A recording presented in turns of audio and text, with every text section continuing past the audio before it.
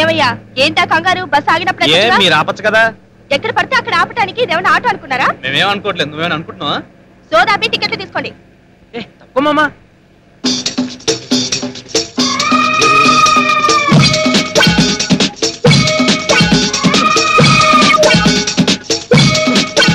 ఏరా బస్సులో 70 మంది ఉన్నారు, వాళ్ళెవరూ ఊగడం లేదు, నువ్వు మాత్రం ఊతున్నావు. ఏ రోగమా?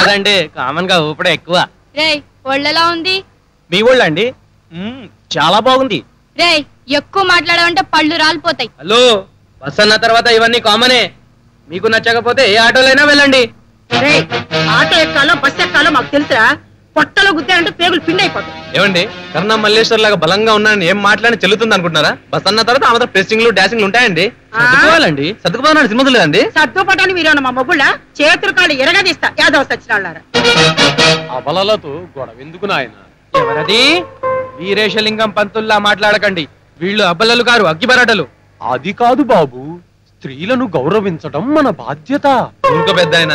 ఆడవాళ్ళు ఆడవాళ్ళ సపోర్ట్ చేసి, మగవాళ్ళు ఆడవాళ్ళ సపోర్ట్ చేసి, నీలాంటి ముసలు కూడా ఆడవాళ్ళకి సపోర్ట్ చేయబట్టే ఒంటింట్లో ఉండాల్సిన ఆడవాళ్ళు హైటెక్ సిటీ దాకా వెళ్ళారు. వాళ్ళు ఇంత డెవలప్ అయ్యారంటే ఎవరు కారణం? నీలాంటి ముసలోళ్ళే. అందుకే మొగాళ్ళు అంటే ఏంటో వీళ్ళకి తెలిసేలా చేయాలి. ఏం చేయాలి? మనం అంతా కలిసి వీళ్ళకి ఒకేసారి చూపించాలి. ఏం చూపించాలి?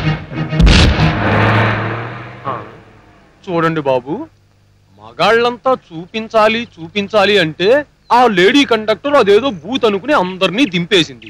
ఇంతకీ ఏం చూపించాలి బాబు? ఐకమత్యం సార్. ఐకమత్యం కాదురా, ఇప్పుడు నీ అస్థిపంజరం చూపిస్తాం. ఏంట్రా?